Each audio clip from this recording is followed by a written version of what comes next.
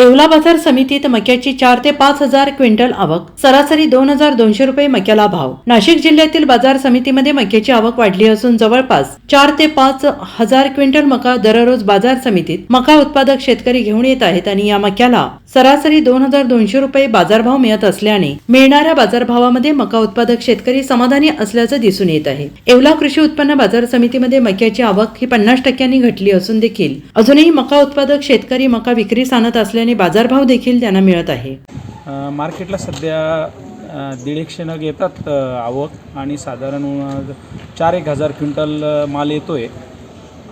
सध्या कांद्याच्या गडबडीमध्ये थोडीशी आवका कमी आहे आणि उन्हाळ्याचं नवीन मालाचं प्रेशर चांगलं राहणार आहे। नवीन उन्हाळ पण चांगलं पीक आहे, त्यामुळे येवल्याचे भाव सरासरी मार्केटपेक्षा चांगले असतात।